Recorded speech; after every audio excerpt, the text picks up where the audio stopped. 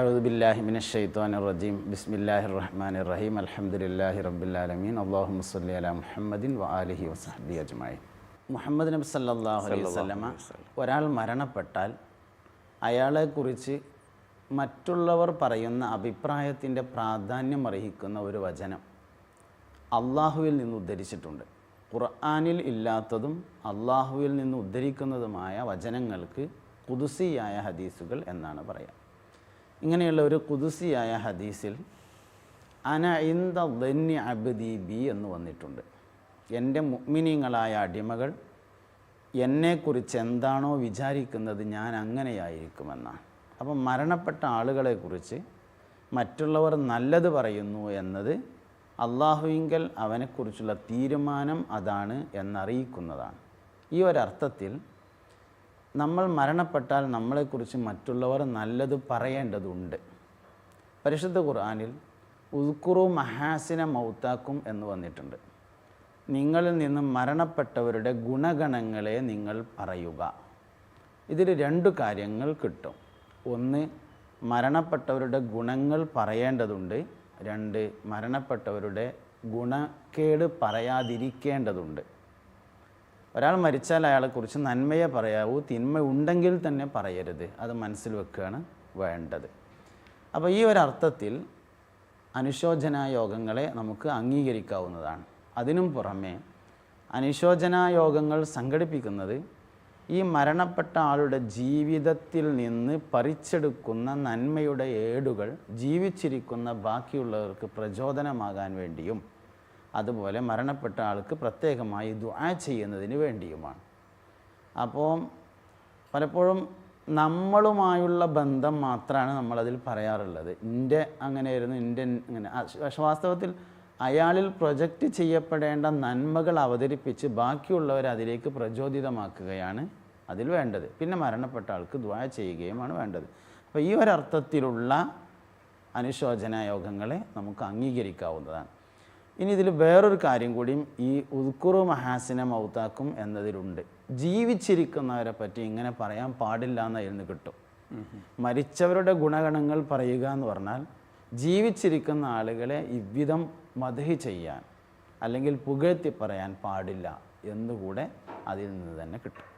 പക്ഷേ നമ്മുടെ നാട്ടിലെ പല വേദികളിലും ഒരാളെ കൊണ്ടുവന്ന് ഇരുത്തി, ഉദ്ഘാടകനാണെങ്കിലും അധ്യക്ഷനാണെങ്കിലും ആരാണെങ്കിലും സ്വാഗത പ്രാസംഗികൻ ഇദ്ദേഹത്തെക്കുറിച്ച് ഇങ്ങനെ പുകഴ്ത്തി, പക്ഷേ ആ വ്യക്തി തന്നെ ഓർക്കുന്നുണ്ടാവും ഞാൻ ഇങ്ങനെയൊക്കെയുള്ള ആളാണെന്ന് കരുതി മറ്റുള്ളവരുടെയൊക്കെ ചുറ്റും നോക്കുന്ന പോലും ഉണ്ടാവും. അങ്ങനെ പുകഴ്ത്തുന്ന സമ്പ്രദായമാണെന്ന് കാണുന്നത് പലപ്പോഴും. ഈ പ്രഭാഷകർ ശ്രദ്ധിക്കേണ്ട ഒരുപാട് കാര്യങ്ങളുണ്ട്. പ്രത്യേകിച്ച് സ്വാഗത പ്രഭാഷകൻ അയാളുടെ ദൗത്യം മറക്കുന്നു. സ്വാഗത പ്രഭാഷകൻ്റെ ദൗത്യം എന്ന് പറയുന്നത് ഈ പ്രോഗ്രാം എന്താണെന്ന് പരിചയപ്പെടുത്തലും ഈ പ്രോഗ്രാമിൽ പങ്കെടുക്കുന്നവരെ ജസ്റ്റ് പരിചയപ്പെടുത്തലും അധ്യക്ഷന് വേണ്ടി എല്ലാവരെയും ഇതിലേക്ക് സ്വാഗതം ചെയ്യലുമാണ്. വാസ്തവത്തിൽ ഒരു പ്രോഗ്രാം നടക്കുകയാണെങ്കിൽ ആ പ്രോഗ്രാമിൻ്റെ കസ്റ്റോഡിയൻ അധ്യക്ഷനാണ്, അല്ലാതെ സ്വാഗത പ്രഭാഷകനല്ല. അധ്യക്ഷനെ സ്വാഗതം ചെയ്യേണ്ടതില്ല, അയാൾതാണ് ഈ സാധനം. അപ്പോൾ ചില ആൾക്കാർ സ്വാഗതം ചെയ്ത് കൂട്ടത്തിൽ ഓർമ്മ വന്നപ്പോൾ പറഞ്ഞതേ ഉള്ളൂ, ആദ്യം തന്നെ അധ്യക്ഷനെ സ്വാഗതം ചെയ്യേണ്ട ആവശ്യമില്ല. അധ്യക്ഷനൊന്ന് പരിചയപ്പെടുത്താം. ഈ പരിപാടി അധ്യക്ഷൻ്റെതാണ്, അധ്യക്ഷന് വേണ്ടിയാണ് യഥാർത്ഥത്തിൽ സ്വാഗത പ്രഭാഷകൻ സ്വാഗത പ്രസംഗം നടത്തുന്നത്. അപ്പോൾ ബാക്കിയുള്ള എല്ലാ ആളുകളെയും സ്വാഗതം ചെയ്യാവുന്നതാണ്. പറഞ്ഞപ്പോൾ അങ്ങനെ പറഞ്ഞു എന്നേ ഉള്ളൂ. അഭാവത്തിൽ സ്വാഗതം ചെയ്യും ചിലവരെ. ഇന്ന ആൾ എത്തിയിട്ടില്ല, അയാളുടെ അഭാവത്തിൽ സ്വാഗതം ചെയ്യുന്നു. അഭാവത്തിൽ സ്വാഗതം ചെയ്യേണ്ട ആവശ്യമില്ല.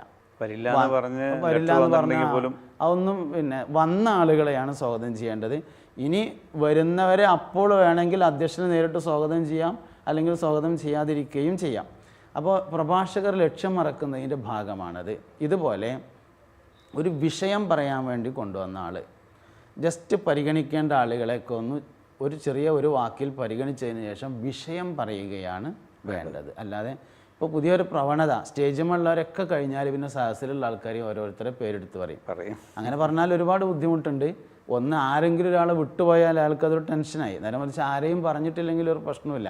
അതൊരു രീതിയല്ല, അതിപ്പോൾ കടന്നു വന്നിട്ടുള്ള ഒരു പുതിയ ട്രെൻഡ് എന്ന് വേണമെങ്കിൽ അതിനെക്കുറിച്ച് പറയാം. അതേ സമയത്ത് വേദിയിലിരിക്കുന്നവരിൽ നിന്ന് അവസരമില്ലാത്തവരെ ജസ്റ്റ് ഒന്ന് പരാമർശിച്ചു പോകുന്നത് നല്ലതാണ്.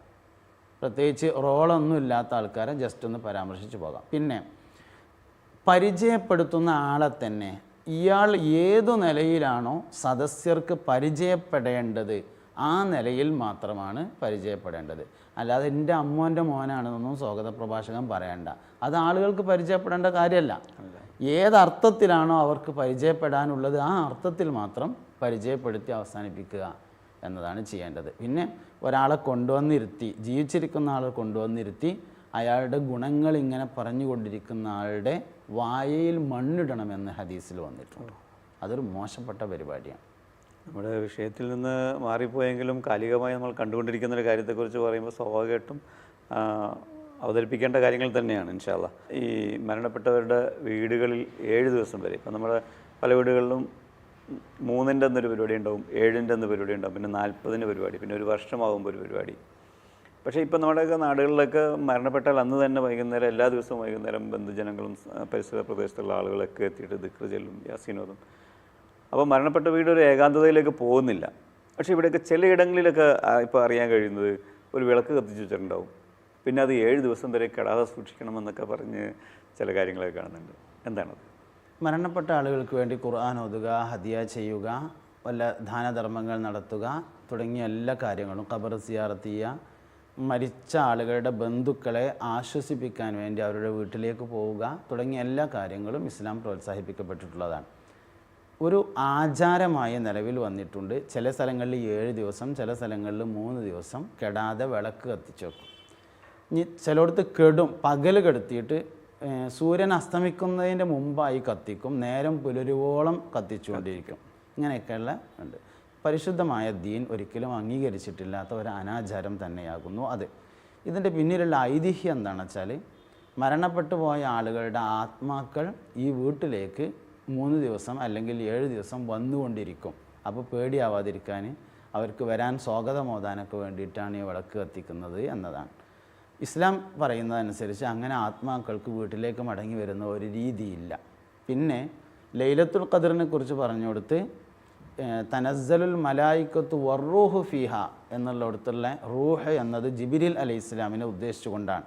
ഇനി അതല്ല മരണപ്പെട്ടവരുടെ ആത്മാക്കൾ എന്നാണ് അതിന് ഉദ്ദേശമെങ്കിൽ പോലും അവരെ സ്വീകരിക്കാൻ വേണ്ടി വിളക്ക് കത്തിക്കേണ്ട ആവശ്യം തീർച്ചയായിട്ടും ഇല്ലാത്തതാണ്. അത് അനാചാരമാണ്, ഒഴിവാക്കേണ്ടതാണ്.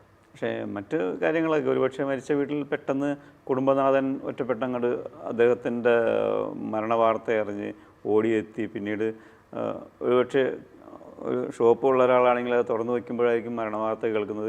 പെട്ടെന്ന് തന്നെ താൽക്കാലികം ആരെങ്കിലും ഏൽപ്പിച്ച് ഓടിച്ചെന്ന് മറമാടൽ കഴിഞ്ഞ് വീട്ടും തിരിച്ചെത്തി.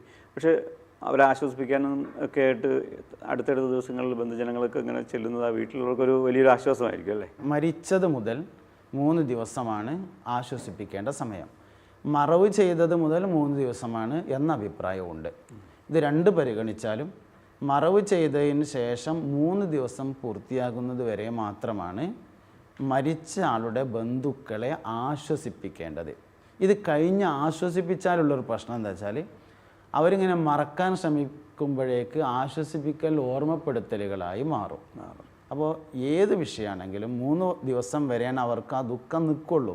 കുറേ കാര്യങ്ങൾ നമ്മൾ മറന്നു പോകുന്നു എന്നുള്ളതാണ് വലിയൊരു അനുഗ്രഹം. അപ്പോൾ ആ മറക്കാനുള്ള അവരുടെ ശ്രമം വീണ്ടും ഓർമ്മപ്പെടുത്തുന്ന തരത്തിൽ 3 ദിവസത്തിന് ശേഷം ഒരിക്കലും ഉണ്ടാകാൻ പാടില്ല. 3 ദിവസം തികയുന്നത് വരെ ആശ്വസിപ്പിക്കുക എന്നത് സുന്നത്തായ അമലാണ്.